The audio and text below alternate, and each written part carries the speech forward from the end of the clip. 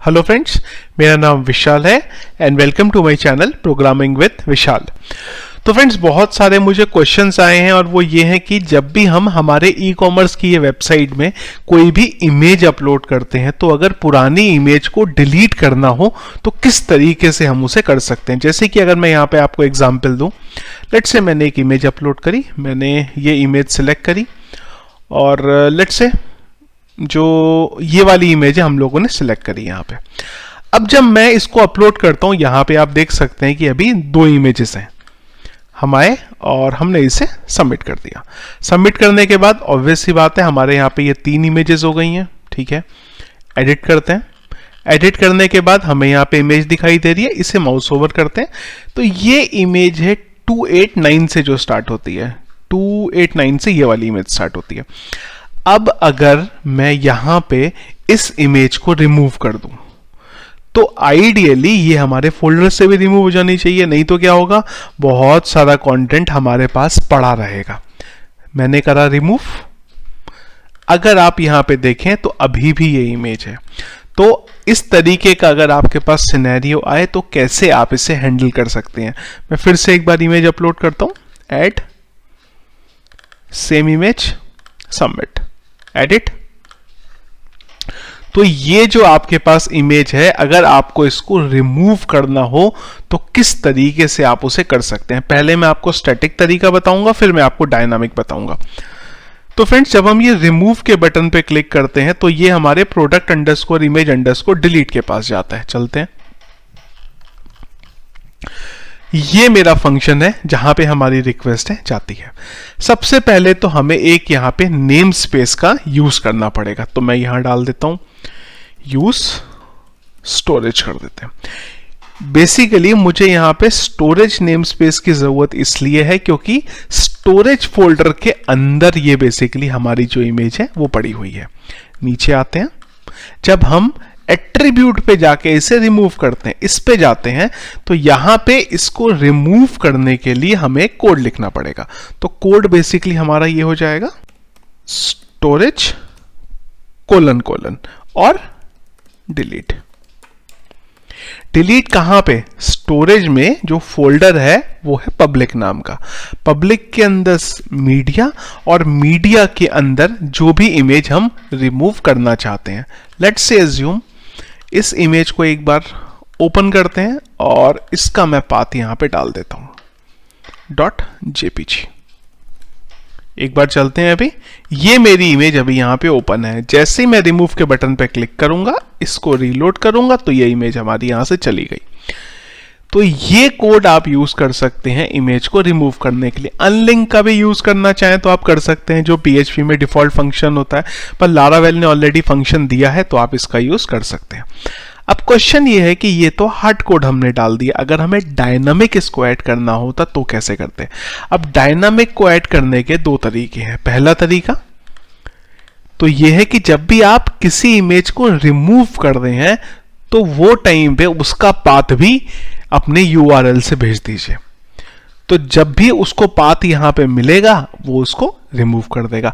Second option ये कर सकते हैं कि जब भी आप किसी को रिमूव करते हैं तो सबसे पहले डेटाबेस में जाइए और डेटाबेस में जाके उसकी जो भी इमेज पड़ी हुई है फील्ड में डेटाबेस के, उसको फिगर आउट करिए और फिगर आउट करने के बाद उसको हम लोग हमारे डेटाबेस से रिमूव कर सकते हैं। तो ये दो तरीके जो है आप यूज कर सकते हैं। अब जो मैं आपको URL में भेजने की बात कर रहा हूं वो हमारी वहां पे तो ठीक है, कहां पे, जब हमें एक ही खाली इमेज को रिमूव करना है। पर जब हम किसी फॉर्म को सबमिट करते हैं या फॉर्म को अपडेट करते हैं वो टाइम पे भी हमें करना होगा, वो टाइम पे हमें उसे डेटाबेस से फाइंड आउट करके ही रिमूव करना होगा।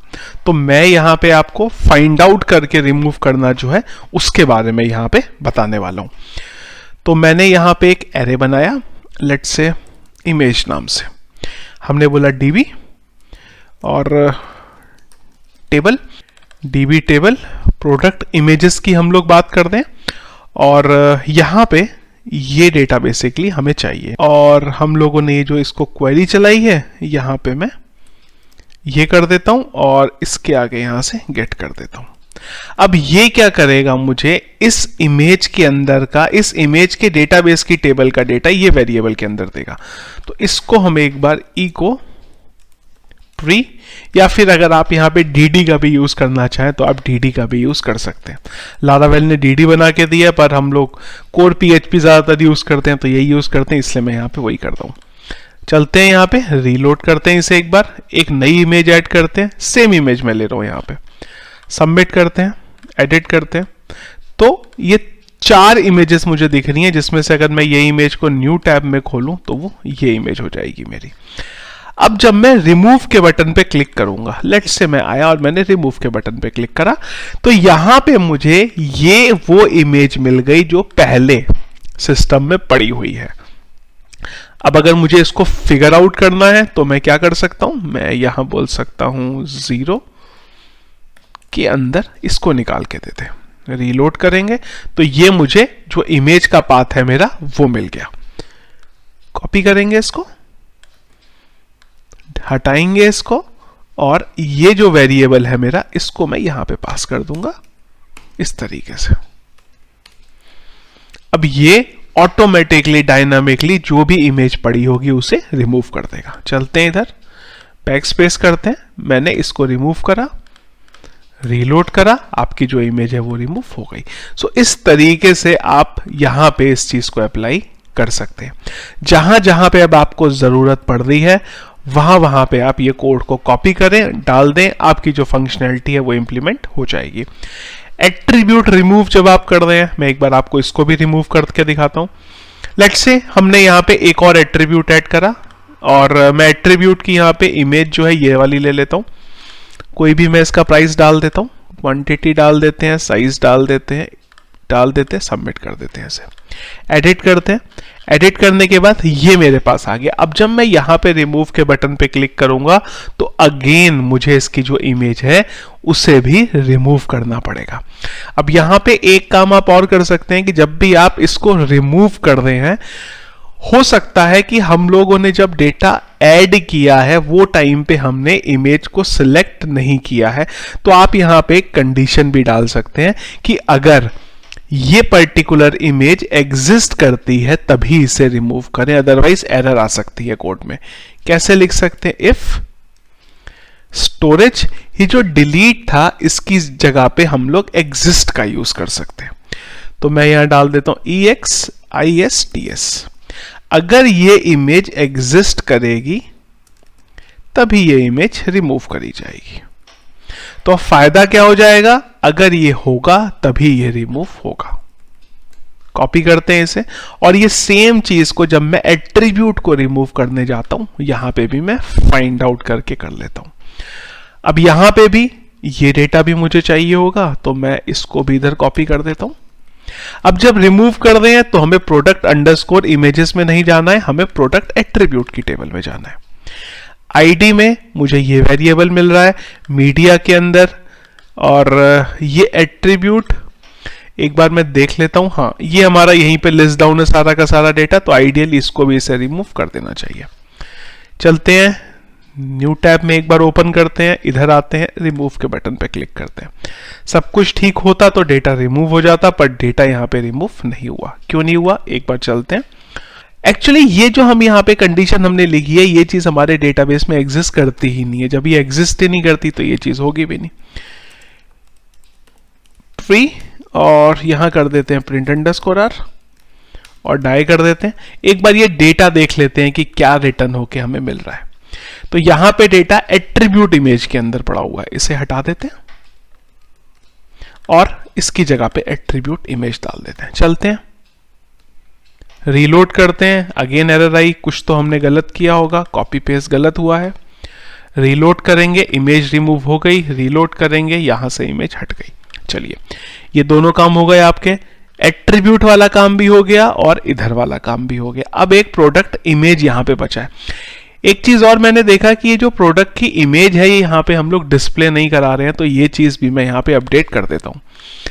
ब्लेड में आ जाते हैं, और हम लोगों ने इमेज के लिए ऑलरेडी नीचे जगह बनाई हुई है, उसी तरीके से मैं ऊपर भी बना लेता हूं। कॉपी करते हैं इसे और ऊपर जहाँ पे हमारी इमेज आ रही है, कैटेगरी है, कैटेगरी के बाद ब्रांड है, स्लग के साथ है। तो ये मेरी यहाँ पे इमेज का जो सेक्शन बना हुआ है, मैं कॉपी पेस्ट करता हूँ इसे, और इमेज मेरी इस इमेज टैग के अंदर पड़ी हुई होगी। तो मैं ये इमेज को यहाँ से कॉपी करता हूँ, एक बैक करते हैं, यहाँ भी मैं इमेज डाल देता हूँ और यहाँ पे भी मैं इमेज डाल देता हूँ। रीलोड करेंगे एक बार, तो इमेज जो थी मेरी यहाँ पे आ गई।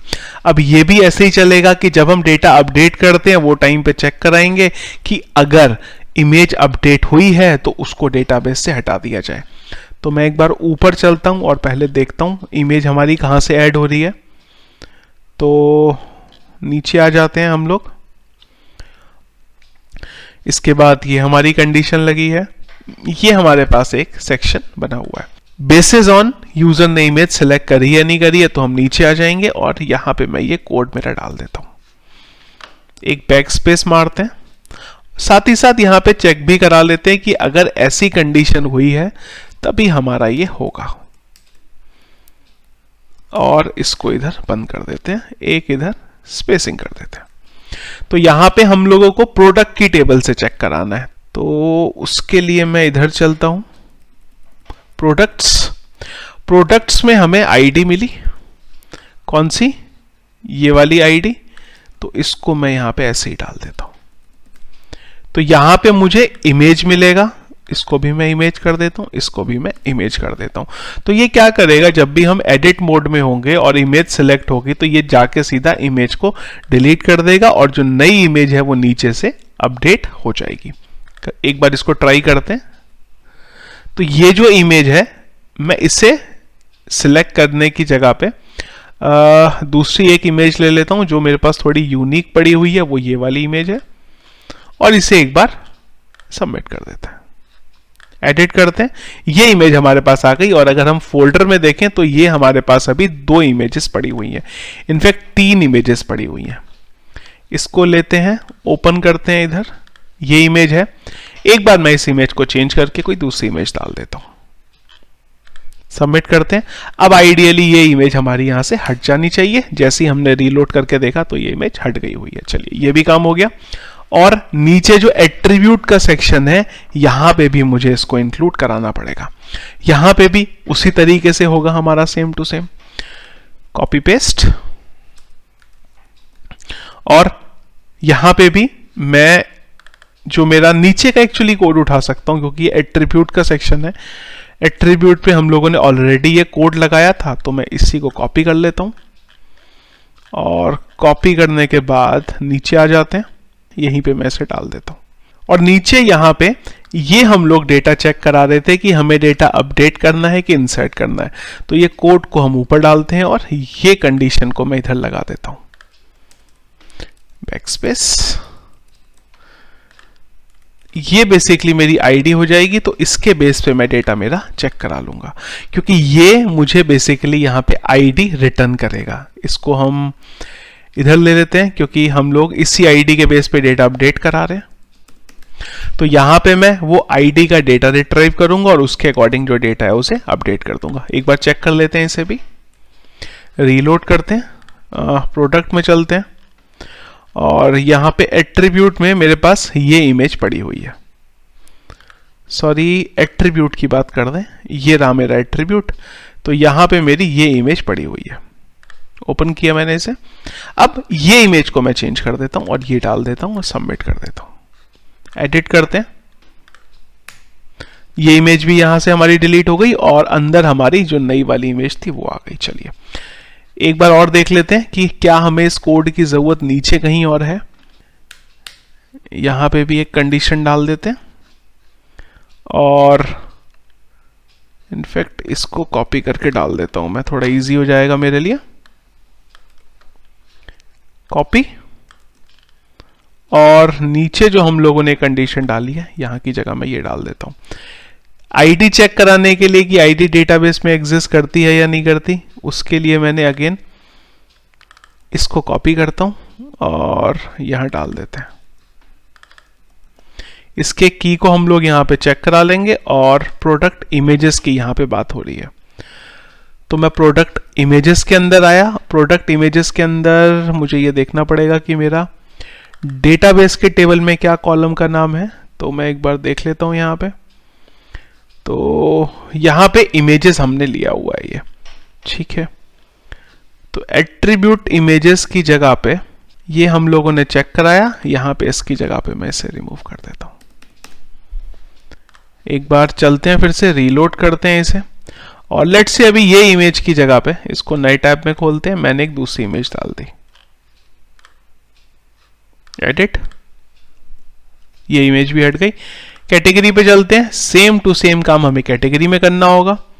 तो उसके लिए मैं नीचे के कोई एक सेक्शन की इमेज को कॉपी कर लेता हूँ, कोड को बेसिकली हमारे, और वही कोड को हम उधर डंप कर देंगे। तो मैं इसे कॉपी कर लेता हूँ। प्रोडक्ट को बंद करते हैं, एक एक करके जो बाकी के सेक्शन है उन्हें ओपन कर लेते हैं। सबसे पहले कैटेगरी में चलते हैं, और कैटेगरी के ब्लेड की ज़रूरत नहीं है, इनफैक्ट कंट्रोलर की ज़रूरत है हमें खाली। तो कैटेगरी का कंट्रोलर खोलते हैं, और जहाँ से हम इसको इमेज को चेक करके अपडेट करते हैं वहाँ पे बस खाली जो हमारा कोड है उसे डाल देते हैं, एडिट, क्योंकि बस खाली इमेज अपडेट ही होनी है हमारी यहाँ पे। तो मैं इधर आ जाता हूँ और यहाँ पे इसे चेक करा लेता हूँ। चेक कराने के लिए हम लोग यहाँ पे इसको जो चेक है वो कराएंगे हमारे आईडी के साथ। उसकी कंडीशन हमारी ये रखी हुई है, इसको मैं इधर बंद कर देता हूँ, बैकस्पेस, और आईडी को हम लोग यहाँ पे ले लेंगे। बेसिकली कौन से सेक्शन की बात हो रही है? कैटेगरी की बात हो रही है, कैटेगरी टेबल की बात हो रही है यहाँ पे। तो मैं यहाँ पे कैटेगरीज कर देता हूँ। डेटाबेस में देख लेते हैं हम इसे एक बार। तो कैटेगरीज मेरी टेबल है, एक्चुअली में टेबल का नाम है कैटेगरीज, और कैटेगरीज की टेबल में मुझे फिगर आउट करना है कैटेगरी इमेज को। कैटेगरी इमेज को ये लिया हमने, और ये कैटेगरी इमेज को मैंने यहाँ पे ढूंढा, अगर मुझे मिला तो मैंने इसे रिमूव कर दिया। कैटेगरी एक बार देख लेते हैं कि हम लोगों ने जो इसका व्यू बनाया वहाँ पे इमेज को डिस्प्ले कराया है कि नहीं कराया है। ऊपर चलते हैं एक बार, और कैटेगरी नेम, कैटेगरी की स्लग आ गया, और कैटेगरी की इमेज आ गई। अच्छा, इमेज हम डिस्प्ले कर दें, ठीक है। तो इधर आ जाते हैं, एक बार मैं कोई इमेज लेता हूँ, लेट्स से ये लेता हूँ, इसे अपडेट करता हूँ, सबमिट करते हैं।